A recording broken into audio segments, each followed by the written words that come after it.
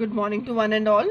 Today we'll be proceeding with the chapter 2, that is period from 1950 to 1990. In the last lecture we have discussed agriculture during this time period, that is 1950 to 1990. Today we'll be discussing industrial sector during this time period, that is period from 1950 to 1990. 1950 to 1990. Now, industrial sector is considered to be one of the most important sector of any economy. For any country to develop, the industrial sector, which is considered as the backbone, need to be stronger. Industrial sector developing country के लिए भी और भी major role play करता है, because the development of a country depends upon the industrial sector. We have already studied about what was the condition of industries during the British rule. Industrialisation के नाम पर हमारे पास कुछ भी नहीं था, ना तो कैपिटल गुड इंडस्ट्री थी, ना मॉडर्न इंडस्ट्री के नाम पे कुछ था. कोई गिनी चुनी इंडस्ट्रीज थी like iron and steel industry, that was TISCO. वो भी कंट्री में एक या दो, जिनके बेसिस पे कंट्री को डेवलप करना ऑलमोस्ट इम्पॉसिबल था. तो इंडस्ट्रियलाइजेशन इंडिया के लिए इसलिए भी चैलेंज था क्योंकि एग्रीकल्चर से लोगों को विड्रॉ करके इंडस्ट्री की साइड में पुश करना था, ताकि हम एक अंडर डेवलप नेशन से डेवलपिंग नेशन की टर्म्स में काउंट करने शुरू हो जाएं.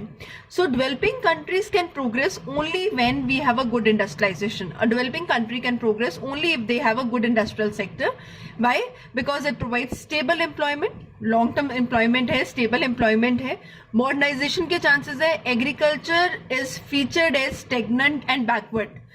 इसके मेन फीचर्स है stagnation and backwardness. Indian agriculture के बेसिक फीचर्स थे कि स्टेग्नेशन है, इसमें बैकवर्डनेस है. इंडस्ट्रियलाइजेशन से इंडियन सोसाइटी में मॉडर्नाइजेशन आती और overall prosperity, overall growth, because industrial sector की ग्रोथ बहुत सारे और सेक्टर्स को अपलिफ्ट करती. अगर कंट्री का इंडस्ट्रियल सेक्टर स्ट्रांग होता तो इंडस्ट्रियल सेक्टर की ग्रोथ पे बहुत सारे और सेक्टर्स हैं जिनकी ग्रोथ डिपेंड करती है. इसीलिए इंडस्ट्रियल सेक्टर को डेवलप करना प्रॉपर लाइंस पे इंडिया के लिए एक चैलेंज था. वंस इट वॉज डिसाइडेड कि हमें इंडस्ट्रियलाइजेशन करनी है, हमें इंडिया में एम्प्लॉयमेंट अपॉर्चुनिटीज क्रिएट करनी है, मॉडर्नाइजेशन के लिए जाना है, कंट्री के ओवरऑल प्रॉस्पेरिटी के बारे में सोचना है, the question in the front of government was who should be given a leading role in this, private sector or a public sector. It was a very important question कि industrialization में main step कौन या main role जो है वो कौन play करेगा, private sector or a public sector. And finally it was decided that public sector will play the leading role, yeah, public sector will play the main role in industrial development. Why it was decided as public sector? There were many reasons why the public sector was given a leading role. Firstly, private sector हमारी country का उस वक्त इतने ज्यादा financially sound नहीं था. दूसरा, private sector सिर्फ उस जगह पे इन्वेस्ट करना चाहता है जहां पे रिटर्न्स बहुत बढ़िया हो. प्राइवेट सेक्टर रिस्क के साथ प्रॉफिट के लिए काम करता है. प्राइवेट सेक्टर अगर रिस्क लेता है तो दे वर्क फॉर प्रॉफिट. हमारा उस वक्त का time period that wanted that social welfare should be the main objective of the society then rather than profit maximisation. तो एक तो सोशल वेलफेयर के लिए काम करना था, कंट्री को डेवलपमेंट पाथ पे लेके जाना था. दूसरा, प्राइवेट सेक्टर के पास इतनी इन्वेस्टमेंट्स भी नहीं थी कि जो मेजर इंडस्ट्रीज को सेटअप करने के लिए रिक्वायर्ड थी. इसीलिए इन चीजों को कंसिडर करते हुए गवर्नमेंट ने डिसाइड किया कि लीडिंग रोल इंडस्ट्रियल डेवलपमेंट में पब्लिक सेक्टर को दिया जाएगा. So leading role was given to public sector because private sector के पास शॉर्टेज ऑफ कैपिटल थी.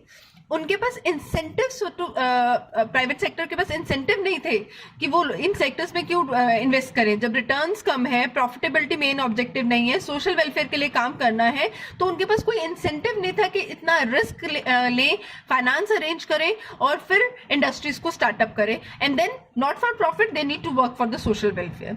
इसीलिए इन ग्राउंड्स को कंसिडर करते हुए गवर्नमेंट ने डिसाइड किया कि लीडिंग रोल जो है इंडस्ट्रियल डेवलपमेंट का, that will be given to the public sector initially. So IPR, Industrial Policy Resolution 1956 was announced in 1956, and this was all on socialist pattern. Here socialist pattern means the leading role was given to the public sector and private sector was given a secondary or supplementary role. Now, under IPR 1956, industries were classified into three categories: Schedule A, Schedule B and Schedule C. In Schedule A, total 17 industries were included. इसमें 17 industries को include किया गया, विच वर like arms and ammunition, atomic energy, heavy core industries, aircraft, railways, जो country के development में major role play करती हैं industries, वो सारी इस शेड्यूल में डाली गई and these industries were handed over to the public sector. ये 17 की 17 इंडस्ट्रीज पब्लिक सेक्टर में रन की जाएंगी और प्राइवेट सेक्टर को इनमें एंटर करने की भी परमिशन नहीं दी गई। आई रिपीट, हमने इंडस्ट्रियल पॉलिसी IPR 1956 के अकॉर्डिंग, इंडस्ट्रियल पॉलिसी रेजोल्यूशन के अकॉर्डिंग हमने इंडस्ट्रीज को 3 कैटेगरीज में डिवाइड किया। A category that is schedule A, schedule B and schedule C. अब शेड्यूल ए में वो 17 इंडस्ट्रीज इंक्लूड की गई जिनमें पब्लिक सेक्टर ही रोल प्ले करेगा, private sector was not allowed to enter. This included industry that is exclusively owned by state, I repeat, exclusively owned by state, and इसमें 17 industries were there. कौन कौन सी industries थी? Arm and ammunition, atomic energy, heavy and core industries, aircraft, ये सब इसी category में include की गई। Schedule B was made with the 12 industries. Schedule B में 12 इंडस्ट्रीज इंक्लूड की गई जिनमें स्टेट जो है वो लीडिंग रोल, पब्लिक सेक्टर जो है वो लीडिंग रोल प्ले करेगा और private sector supplementary efforts, supplementary role play करेगा, या प्राइवेट सेक्टर की जो एफर्ट्स होंगी वो सप्लीमेंट्री एफर्ट्स होंगी। इनमें जो इंडस्ट्रीज इंक्लूड की गई थी दैट पर aluminium, other mining industries, fertilizer industries, ये सब शेड्यूल बी में इंक्लूड की गई। अगेन इसमें वो 12 इंडस्ट्रीज थी जिसमें मेन रोल जो है वो पब्लिक सेक्टर का होगा, private sector will be given a secondary role if needed. अगर पब्लिक सेक्टर को हेल्प की रिक्वायरमेंट हुई तो प्राइवेट सेक्टर को सप्लीमेंट्री एफर्ट्स के साथ इस सेक्टर में आने की परमिशन दी जा सकती है। They will be supplementing, they will be made to work with the public sector. Now third sector, third schedule में वो सारी इंडस्ट्रीज इंक्लूड की गई जो सारी रिमेनिंग इंडस्ट्रीज थी। Remaining industries in the term जो शेड्यूल ए और शेड्यूल बी में इंक्लूड नहीं हुई, वो बाकी सारी इंडस्ट्रीज शेड्यूल सी में इंक्लूड की गई। इनमें बाकी सारी, फर्स्ट शेड्यूल में 17 इंडस्ट्रीज, सेकेंड शेड्यूल में आपकी 12 इंडस्ट्रीज, तो रिमेनिंग सारी इंडस्ट्रीज, फर्स्ट जिसमें लीडिंग रोल पब्लिक सेक्टर का था, सेकंड जिसमें लीडिंग रोल अगेन पब्लिक का था लेकिन सप्लीमेंट्री रोल प्राइवेट को दिया जाएगा, और शेड्यूल में सी में वो इंडस्ट्रीज थी विच वर लेफ्ट फॉर प्राइवेट सेक्टर। ये वो इंडस्ट्रीज थी जो ए और बी में इंक्लूड नहीं हुई और ये प्राइवेट सेक्टर के लिए लेफ्ट छोड़ दी गई। बट प्राइवेट सेक्टर को उस वक्त इन इंडस्ट्रीज के साथ भी रेगुलेट करने की जरूरत थी, इसीलिए they were controlled by the state. Private sector की ये वाली शेड्यूल सी की इंडस्ट्रीज को भी स्टेट कंट्रोल कर रहा था by making a license compulsory for them. उनको लाइसेंस शेड्यूल सी की इंडस्ट्री खोलने के लिए भी लाइसेंस लेना कंपल्सरी था।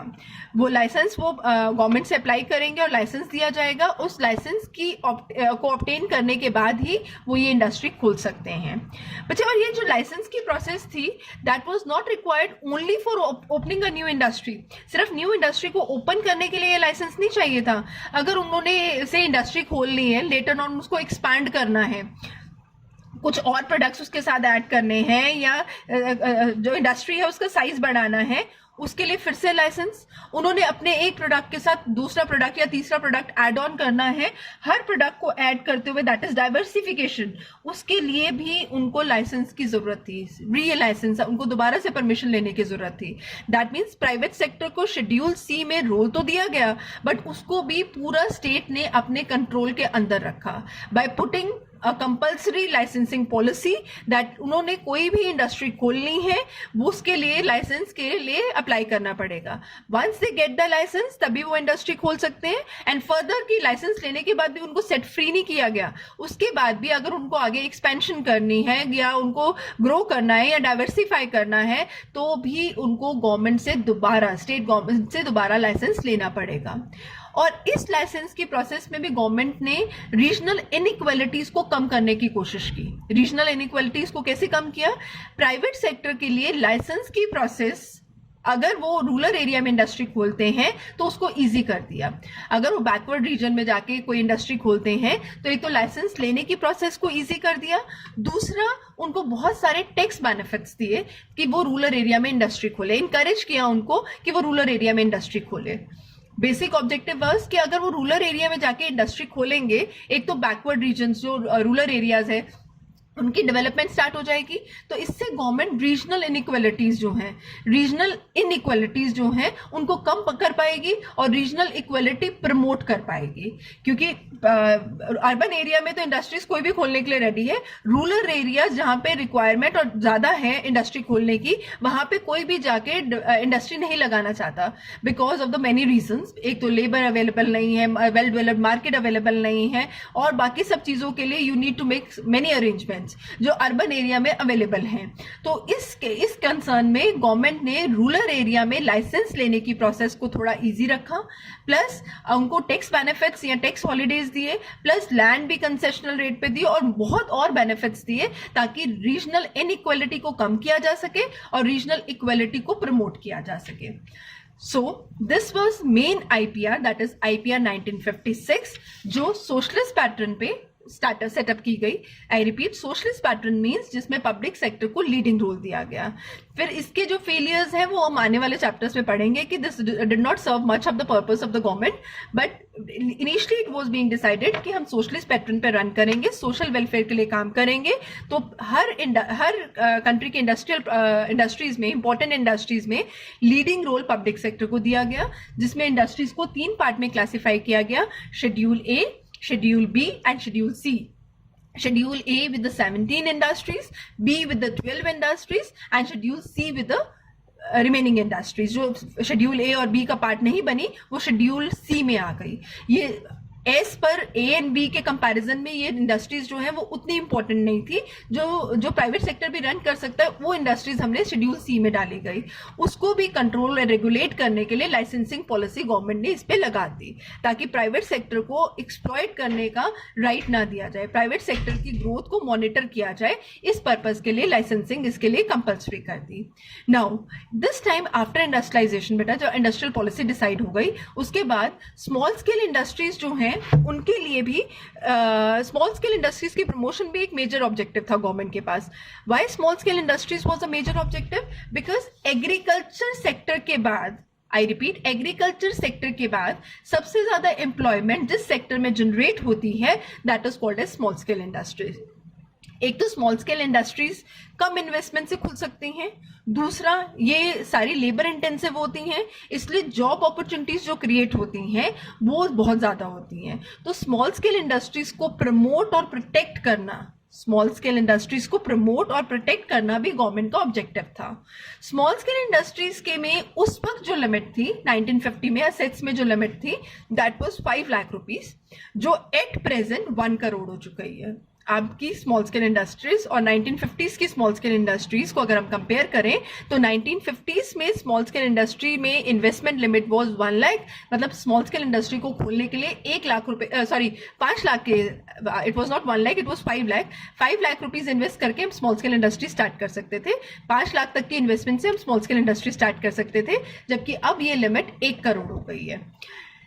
स्मॉल स्केल इंडस्ट्रीज को प्रमोट करने के लिए 1955 में village and small industrial commission, जिसे हम कारवा कमेटी भी कहते हैं, village and small scale industrial committee जिसे हम कारवा कमेटी भी कहते हैं, that was being set up. इस कमेटी का मेजर ऑब्जेक्टिव था कि हमें स्मॉल स्केल इंडस्ट्री या इंडस्ट्रियल बेस को या स्मॉल स्केल इंडस्ट्रीज के बेस को स्ट्रॉन्ग करना है। बेसिकली इनको रूरल एरियाज में प्रमोट करना है, क्योंकि रूरल एरियाज में जो लोग एग्रीकल्चर में इन्वॉल्व हैं उनको एग्रीकल्चर से विड्रॉ करके स्मॉल स्केल इंडस्ट्रीज में पोजीशनिंग करवानी है ताकि एग्रीकल्चर पे प्रेशर कम हो जाए, labour force from the agriculture sector can be withdrawn and put to the industrial development and can be use for the industrial development. So small scale industries को encourage करने के लिए कारवा कमेटी सेटअप की, जिसे हम village and small scale industries committee भी कहते हैं, और 1955 में इसको सेटअप किया गया। वैसे मैंने ऑलरेडी बताया है कि स्मॉल स्केल इंडस्ट्रीज को डेवलप और प्रमोट करने के पीछे गवर्नमेंट का मेन ऑब्जेक्टिव जो था वो एम्प्लॉयमेंट जनरेशन था। हम ऑलरेडी वी नो कि जब ब्रिटिशर्स ने इंडिया को छोड़ा तो इंडिया की फाइनेंशियल पोजीशन, इंडियंस की फाइनेंशियल पोजीशन जो है that was not very strong. तो उनकी फाइनेंशियल पोजीशन इंप्रूव करने के लिए उनको रेगुलर जॉब अपॉर्चुनिटीज, उनके लिए रेगुलर जॉब अपॉर्चुनिटीज क्रिएट करना गवर्नमेंट का मेजर ऑब्जेक्टिव था।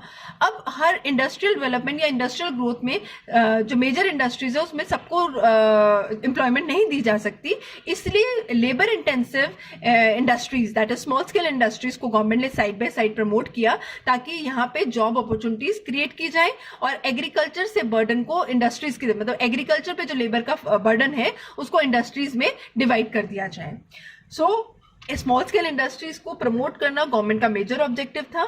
इसके लिए उसने ऑलरेडी ये जो कमेटी है कारवा कमेटी, इसको सेटअप किया। फर्दर बेटा स्मॉल स्केल इंडस्ट्रीज को प्रोटेक्ट करना भी जरूरी था। प्रमोट कर दिया, स्मॉल स्केल इंडस्ट्रीज के लिए लोन इजीली अवेलेबल करवा दिए, बट इनको प्रोटेक्शन की भी जरूरत थी क्योंकि ये स्मॉल स्केल इंडस्ट्रीज कम फाइनेंस से स्टार्ट की गई हैं, लेबर इंटेंसिव है, प्रोडक्ट की क्वालिटी बहुत ज्यादा अच्छी नहीं है, तो इनको लार्ज स्केल इंडस्ट्रीज से बचाना, शील्ड देना भी जरूरी था। उस पर्पस के लिए गवर्नमेंट ने large scale industry small scale industries के लिए जो प्रोडक्ट है उनको रिजर्व कर दिया। दैट मीन्स कुछ प्रोडक्ट्स की लिस्ट बनाएगी और ये product exclusively small scale industries ही प्रोड्यूस करेंगी। इनमें लार्ज स्केल इंडस्ट्रीज की प्रोडक्शन या लार्ज स्केल इंडस्ट्रीज को प्रोडक्शन के राइट्स नहीं दिए गए। इससे क्या होगा कि ये प्रोडक्ट्स एक्सक्लूसिवली जब स्मॉल स्केल इंडस्ट्रीज प्रोड्यूस करेंगी तो उनको प्रमोट करना, मार्केट में सेल करना ईजी हो जाएगा। अगर उस वक्त गवर्नमेंट स्मॉल स्केल इंडस्ट्रीज को प्रोटेक्शन ना देती तो स्मॉल स्केल इंडस्ट्रीज को फ्लरिश ही नहीं होने दिया जाता। लार्ज स्केल इंडस्ट्रीज के प्रोडक्ट बेटर क्वालिटी के और बेटर प्राइसेस पे होते तो स्मॉल स्केल इंडस्ट्रीज के प्रोडक्ट प्रमोट ही ना हो पाते। इस पर्पस के लिए गवर्नमेंट ने उस वक्त स्मॉल स्केल इंडस्ट्रीज को प्रोटेक्शन ऑफर की गई। उनको जो भी लिस्ट ऑफ प्रोडक्ट्स थे जिनको स्मॉल स्केल इंडस्ट्रीज के लिए रिजर्व कर दिया गया और प्राइवेट सेक्टर को इन प्रोडक्ट्स को प्रोड्यूस करने की परमिशन नहीं दी गई।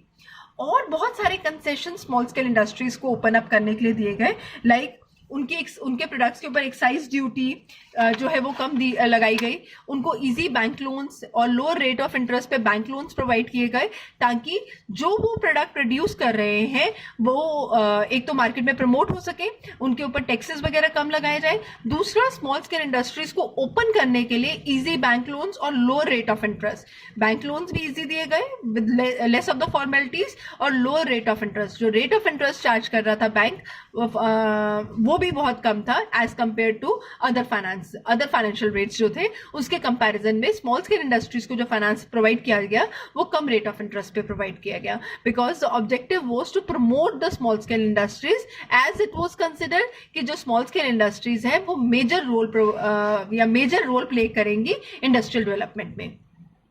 तो दैट मीन्स अगर हम ओवरऑल इंडस्ट्रियल पॉलिसी पढ़ें, overall industrial policy during this time period पढ़ें तो बेटा मेजर इसमें क्या था कि एक तो लीडिंग रोल पब्लिक सेक्टर को दिया, मेजर रोल जो है वो पब्लिक सेक्टर को दिया। पब्लिक सेक्टर जो है वो इंडस्ट्रियल डेवलपमेंट में फ्रंट एंड पे काम कर रहा था और प्राइवेट सेक्टर जो है वो बैक एंड पे काम कर रहा था। सारे इंपॉर्टेंट इंडस्ट्रीज कंट्री के डेवलपमेंट के लिए जरूरी थी, कंट्री के इंडस्ट्रियल बेस को स्ट्रॉन्ग करने के लिए जरूरी थी, वो गवर्नमेंट ने अपने पास रिजर्व रखी। और जो सेकंड कैटेगरी ऑफ इंडस्ट्रीज थी उसमें भी गवर्नमेंट ने अपना मेजर रोल और प्राइवेट का माइनर रोल रखा। और तीसरी जो बाकी बची हुई इंडस्ट्रीज थी जो गवर्नमेंट ने अपने लिए ना रखी वो गवर्नमेंट ने प्राइवेट के लिए ओपन अप कर दी।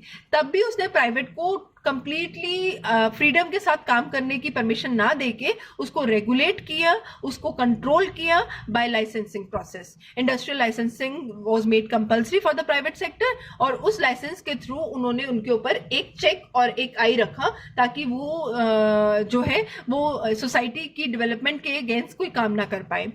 तो बिकॉज बेसिकली जब प्राइवेट सेक्टर किसी भी इंडस्ट्री में आता है या किसी भी सेक्टर में काम करता है, private sector is characterized by that they are working for profit.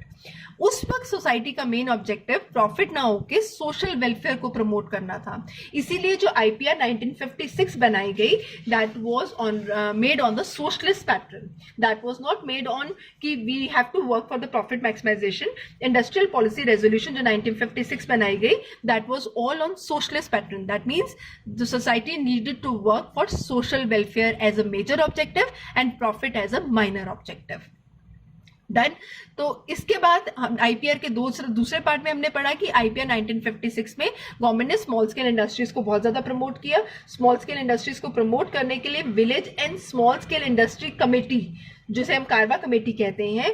This is very important MCQ कि स्मॉल स्केल इंडस्ट्रीज को प्रमोट करने के लिए कौन सी कमेटी सेटअप की गई। 1955 में कमेटी सेटअप की गई जिसका नाम कारवा कमेटी था, उसको प्रमोट किया। कारवा कमेटी ने स्मॉल स्केल इंडस्ट्रीज के लिए जो प्रोडक्ट्स हैं उनको रिजर्व किया। ये products exclusively small scale industries ही प्रोड्यूस करेंगी ताकि उनको लार्ज स्केल इंडस्ट्रीज से प्रोटेक्शन प्रोवाइड की जा सके। और स्मॉल स्केल इंडस्ट्रीज को प्रमोट करने के पीछे गवर्नमेंट का क्या लॉजिक था? गवर्नमेंट का लॉजिक ये था कि अगर स्मॉल स्केल इंडस्ट्रीज प्रमोट होंगी तो इससे एम्प्लॉयमेंट जनरेशन होगा। Employment, creating employment was one of the major objective of the government, क्योंकि जितनी भी स्मॉल स्केल इंडस्ट्रीज हैं ये लेबर इंटेंसिव होती हैं। जब इंडस्ट्री लेबर इंटेंसिव होती है that means all the work is done with the labour and less of the capital is being use. एक तो इन्वेस्टमेंट कम है तो ओपन करना ईजी है, दूसरा लेबर इंटेंसिव है तो कंट्री की अनएम्प्लॉयमेंट की प्रॉब्लम जो है वो सॉर्ट हो जाएगी। तो इसीलिए स्मॉल स्केल इंडस्ट्रीज को प्रमोट किया गया। गवर्नमेंट ने स्मॉल स्केल इंडस्ट्रीज को प्रमोट करने के लिए उनको एक तो लार्ज स्केल इंडस्ट्रीज से प्रोटेक्शन ऑफर की गई, साथ ही साथ उनको बहुत सारे टैक्स कंसेशंस प्रोवाइड किए और लोन एट चीपर रेट दिया, सो दैट इन इंडस्ट्रीज को हम लेबर इंटेंसिव बेसिस पे प्रमोट कर सके और एम्प्लॉयमेंट अपॉर्चुनिटीज इंडियन सोसाइटी में क्रिएट कर सकें।